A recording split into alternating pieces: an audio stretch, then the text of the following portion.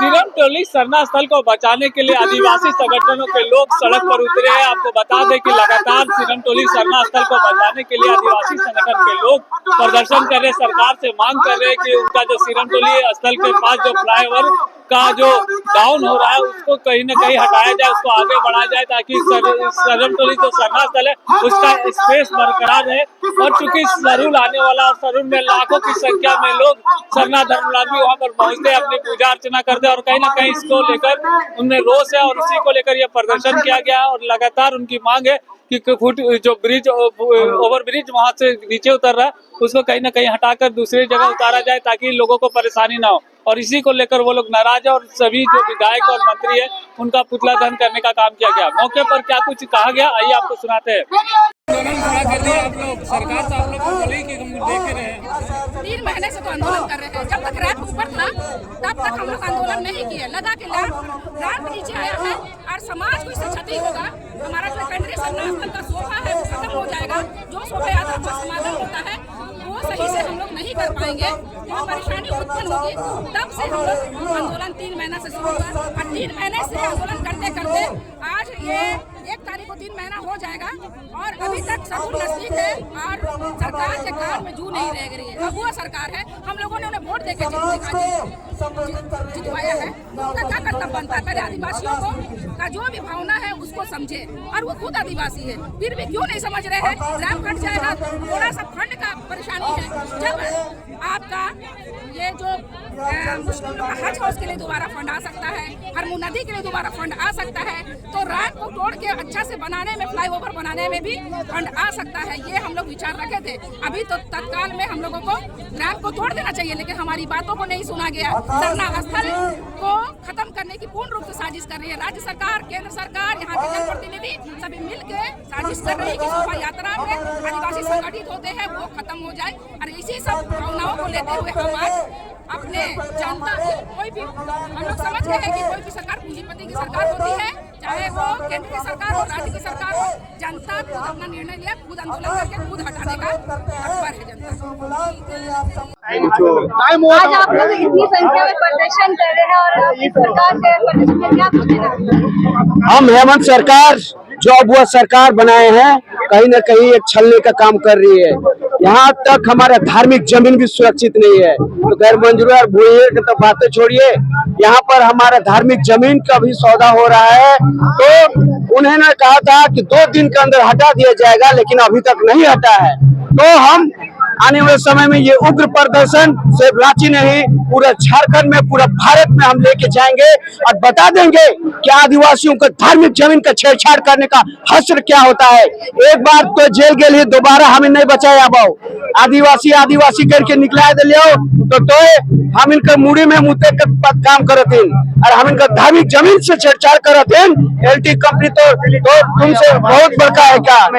मोदी सरकार और हेमंत सरकार होश में आए। गडकरी जो परिवहन विभाग का मंत्री है उसका भी होश आना चाहिए। अगर हमारे देश को चलाने की ताकत नहीं है तो आप लोग गद्दी छोड़ दीजिए, और राज्य को हेमंत को चलाने की ताकत नहीं है तो गद्दी छोड़ दीजिए। हमारे पूर्वजों ने लड़कर झारखंड अलग किया और लड़के राज्य बनाया, तो चलाने का भी हम औकात रखते हैं। हमारे अंदर इतनी क्षमता है, बौद्धिक क्षमता। तो यहाँ का जो बोलता है कि मुंबई से हम ये बनाएंगे, मुंबई से इंजीनियर मंगाएंगे और यहाँ हटाएंगे, अभी क्यों नहीं हटा? हमारे अंदर में बिरसा मुंडा, चौपाल सिंह, ये नहीं हो रहा, कार्तिक बाबा का खून है और बुद्धि इतना दिए के गए हैं कि हम इसे जिस प्रकार पाखड़ा नदी का पुल जो 2 भाग में बांट दिया जाता है, उसके बाद नीचे नीचे से ये जहाज पानी जहाज गुजर रह जाता है, हम इंजीनियर हम फ्री में उसको मुहैया करेंगे। आदिवासी समाज के पास इतना बौद्धिक क्षमता है कि हम उसको हेमंत सरकार मोदी को फ्री में इंजीनियर मुहैया कराएंगे। उनको लाखों करोड़ देने की कोई आवश्यकता नहीं। आदिवासी का सरकार ही एक तरफ से माना जाता है, फिर क्या कुछ रहता है? अबुआ की सरकार है, अबुआ नहीं रे भाई, ये तो अबुआ की सरकार है। कल देखिए सोनू मुंडा का कत्लेआम किया, क्यों? जब बोलते हैं कि यादव और बारी भाई भाई बोलते हैं, लेकिन उन्हीं को वाला भाइयों ने हमारे कत्लेआम मुंडा भाई का किया है। तो आदिवासियों का सरकार है, वो सरकार रहते हुए हमारे कत्लेआम हो रहे हैं हम आदिवासियों का। तो कहाँ ये अबू और बबुआ सरकार? तो मैं यही कहना चाहूंगा, आप किया जा रहा है, जमीन को लूट लिया जा रहा है, हमारा धार्मिक जमीन को भी लूट लिया जा रहा है। मैं यही आह्वान करूंगा, आने वाले समय में भुइयारी जमीन, पूजा पाने जमीन, माता जमीन और जितने हैं हम चढ़ने का काम करेंगे।